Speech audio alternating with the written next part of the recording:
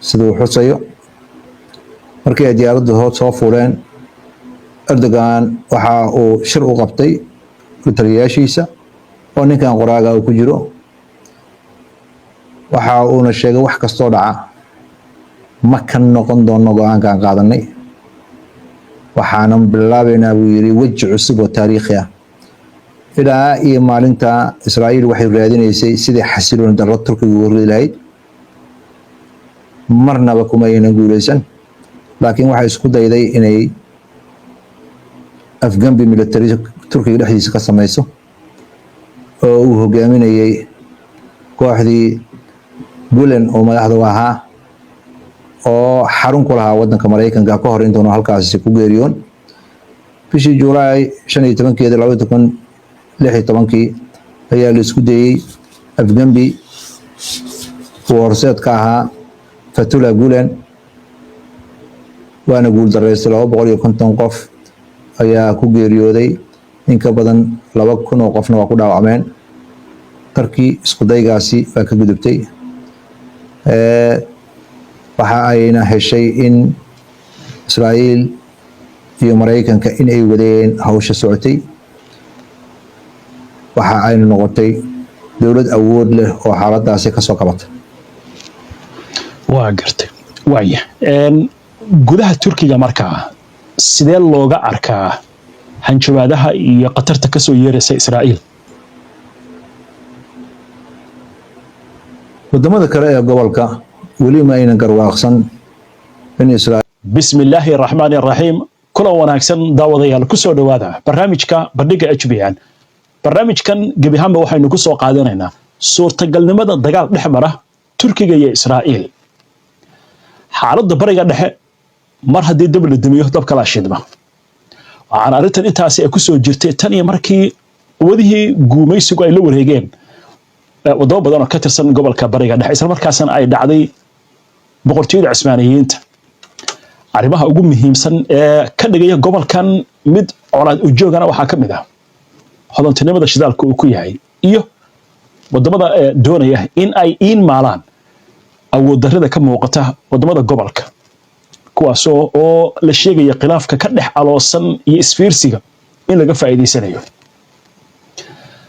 sanooyinkii soo dhaafay waxa aad u xoogaystay gaar ahaan markii dagaalka Gaza oo bilowday damaca Israa'iil ee la xiriira isballaarinta madaxweynaha Turkiga Recep Tayyip Erdogan ayaa si cad u sheegay in Israa'iil ay wado isballaarin haddii ay ku guulaysto Gaza ay ku xigto Lebanon Syria ilaa iyo Turkiga ay damaca oo ka soo gali doona dagaalkii 12 maalmood socday ee dhex maray Iran iyo Israa'iil ayaa waxa uu muujiyay sidoo kale damaca ka soo baxaya dhanka Israa'iil waxaana ay soo saareen warbaahinta muuqaalo iyo warbixino kala duwan oo ay jeedinayaan siyaasiyiin aqoon-yahano iyo wariyaal ka tirsan idaacadaha iyo telefishinada mayalka adag ee Israa'iil kuwaasi oo leh Iran haddii aan ka takhalusno waxa noogu xiga Pakistan ama Turkiga haddaba qoraa u dhashay waddanka Turkiga ayaa waxa uu qoray maqaal arrimahan oo kaga hadlayo isagoo eegaya dhinacyo kala duwan oo la xiriira colaad dhex marta Turkiga inkastoo NATO oo ka tirsan yahay haddana Israa'iil xulafo ayay la tahay NATO damaca isballaarinta Israa'iilna ma ahan mid qarsoon oo xitaa wasiirka maaliyadda ee Israa'iil Bezalel Smotrich ayaa waxa uu si cad u sheegay aragtida Israa'iisha weyn oo ilaa ay Sacuudiga tagaysa ilaa ay Turkigana la isku ballaarinaya waa haddii ay u suurta gasho madaxweynaha Mareykanka Donald Trump oo shalay ka hadlay kulankii ka dhacay magaalada Hague ee NATO waxa uu qiray dadka reer Iran inay si weyn u dagaalameen oo geesinimo leh waxaana kale uu muujiyay in Israa'iil xanuun badan uu ka soo gaaray maalmihii ugu dambeeyay dagaalka waxaase uu yiri labada dhinac way daaleen oo dagaalka inay joojiyaan ay diyaar u ahaayeen haddaba arrimahaas ayaan barnaamijkan ku lafaguri doonaa internet plus waa weli ma garwaaqsan inay ku nool yihiin duni ay xukumaan dalal aanan ku salaynayn go'aamadooda xikmad caqli iyo siyaasad waxaadna moodaa in Israa'iil ay rabto inay isballaariso oo ay ku andacoonayso dhulka Ilaahay baana siiyey iyo Mareykanka oo ay joogaan koox ayagana qaba in Israa'iil sida ku qoran kutubadooda Ilaahay u ballan qaaday dhulkan waa gartay dabcan dhulka laga sheekeynayaa وقررت هل كان كم موقتة dhulkii Falastiin oo idil dhulka la yiraahdo Sinai iyo dhul badan oo ka tirsan wadanka Masar Jordan oo idil Lebanon oo idil Syria in badan kamid ah Turkiga dacal kamid ah Iraq bar kamid ah ilaa iyo webiga Furaat Sacuudiga in badan oo kamid ah Kuwait ayaa hamigaasi ku jira waaya aanu imaana markaa xiriirka laba dhinaclaha ah ee Israa'iil iyo Turkiga qoraaga muxuu ka sheegay Turkiga ayaa xiriir waxa uu lahaa Israa'iil wajiyo badan ayuu soo maray wajigii koowaad xukuumadihii Israa'iil xukuumadihii Turkiga waxa xiriir wanaagsan la yeesheen Israa'iil waxayna u muuqdeen kuwa iska indhatiraya waxa ka socda bariga dhexe iyo waxa ka socda Yurub ayagoo isku dayay inay Yurub ku biiraan inkastoo Yurub aynan weligeed aqbalin Turkiga inuu xubin buuxda ka noqdo haddana Turkigu waxa la istaajiyay ridda Yurub rajo beenana waa lagu abuuray Turkiga intii uu ka maqnaa arrimaha bariga dhexe kana tagay adduunka islaamka Israa'iil xorriyad buuxda ay u heshay inay samayso waxa laaliyo waxay rabto halka Turkiga uu haddii codkiisa wax yar kor u qaado cadaadis uga imaanaya Mareykanka wadanka gudihiisana laga abuurayay qalalaase wajiga labaad ayaa waxa uu bilowday sida qoraagan uu sheegayo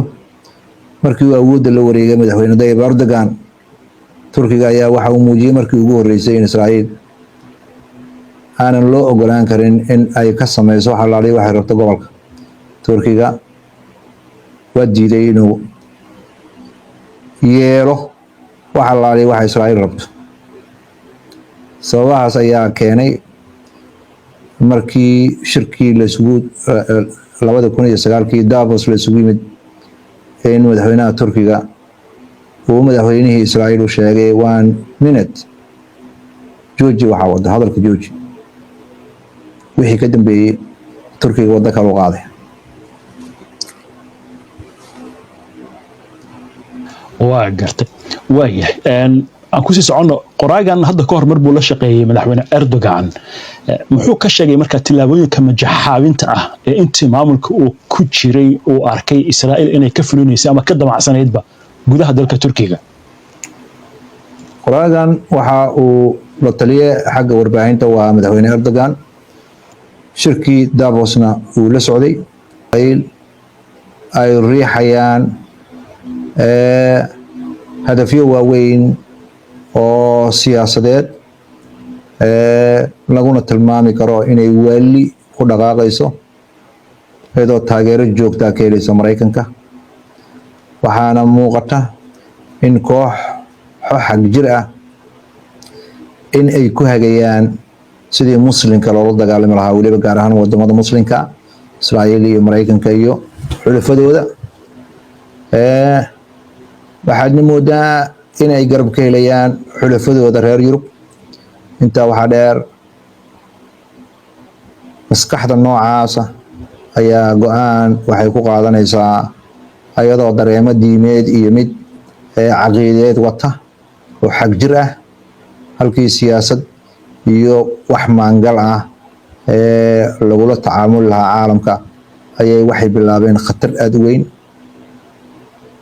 markii lagu xisaabtamo maamulada waxaa dhacaya in xulafadooda Yurub in ayaga laftirkooda ay bilaabeen inay cadownimo furan la galaan dadka muslimiinta ah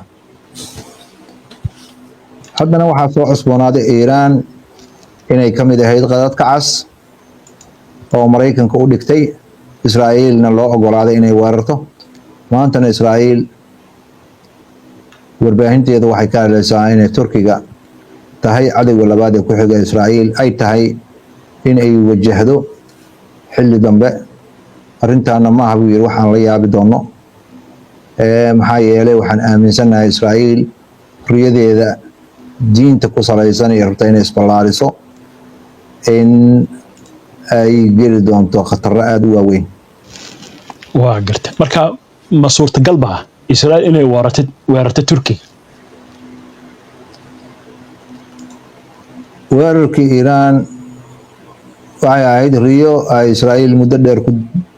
ku taamaysay ama ku riyoonaysay mana u suuroobin inay ka dhaadhiciso waddanka Mareykanka. ugu dambeyntii laakiin Mareykanka waxaa laga dhaadhiciyay inuu weeraro goobaha nukliyeerka ee waddanka Iiraan. cid kasta oo ay la tahay Israa'iil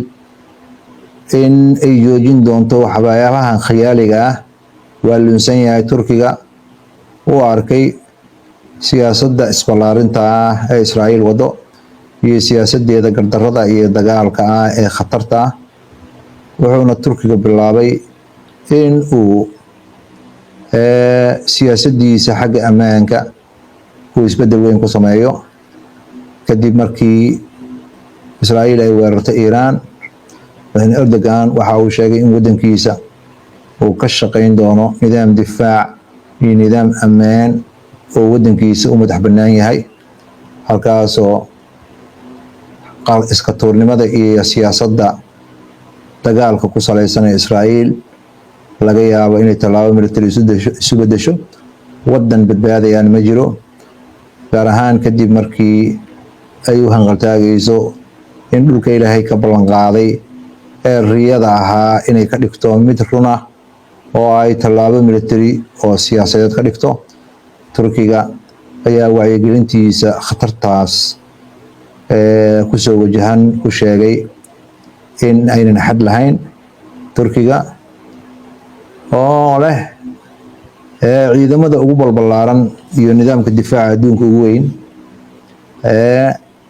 ayaa bilaabay in uu siyaasaddiisa amniga uu uga hortegaya isballaarinta Israa'iil in uu ambaqaado.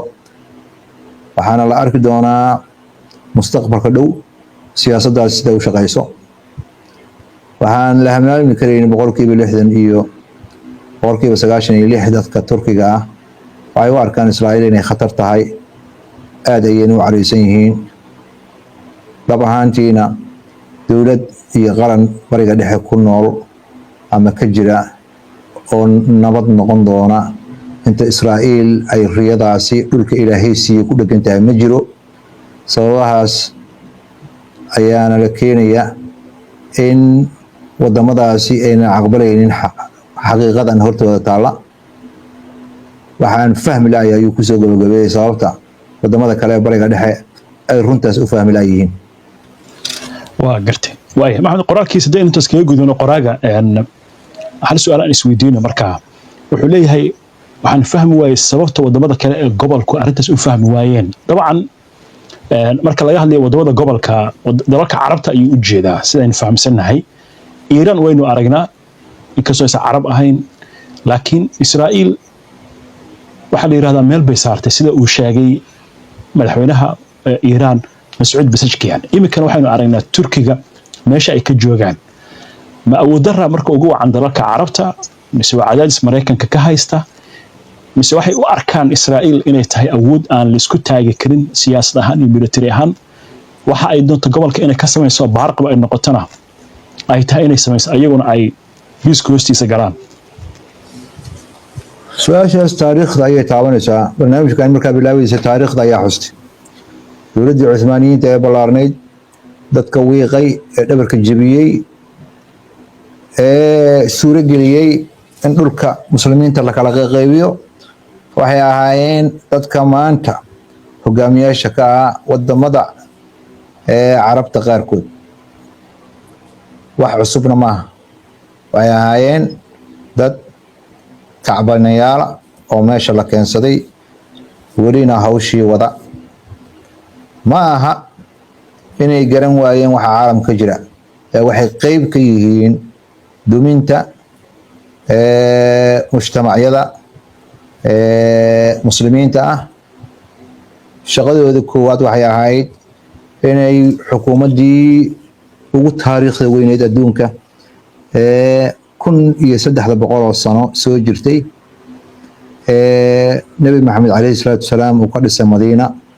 kuna burburtay 1923 waddanka Turkiga mu'aamaradeeyey.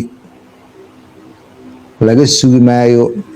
in ay badbaadinteeda ka shaqeeyaan, qayb ayay ka ahaayeen dumintii dowladdaasi. haddana xabsiyadooda waxaa ka buuxa qof allaale iyo qofkay u arkaan inuu leeyahay akhlaaqiyaad diimeed. way ogsoon yihiin dhinacyada kale waxa ay wadaan sida khabiirada qaar ay hadalku dhigayaan waxay qayb ka yihiin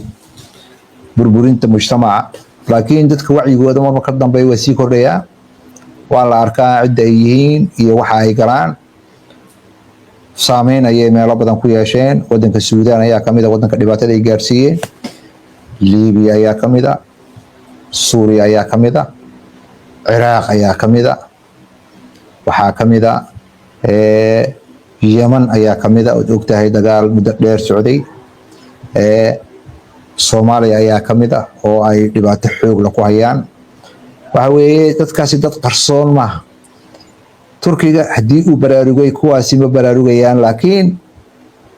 waxaa khabiirada qaar ay hadal ku sheegayaan waxaa nasiib wanaaga in saameyntooda ay sii yaraanayso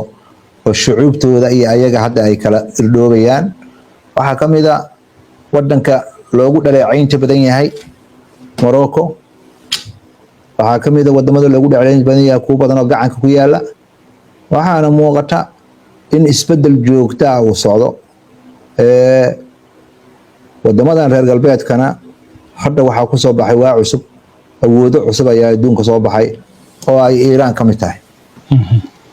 waayahay maxamed, aad baad u mahadsan tahay. daawadayaashuna ay mahadsan yihiin. inta ayaan kusoo gabagabeynaynaa barnaamijka. daawaday waad ku mahadsan tahay daawashada barnaamijka. si aad ula socoto wararkan, barnaamijyadan iyo macluumaadkan aynu soo gudbino, haddii aad ku cusub tahay baraheena bulshada ama horay aadan ugu xirnayn, hadda ku soo biir. waana mahadsantihiin mar kale. nabadgelyo. American International High School iyo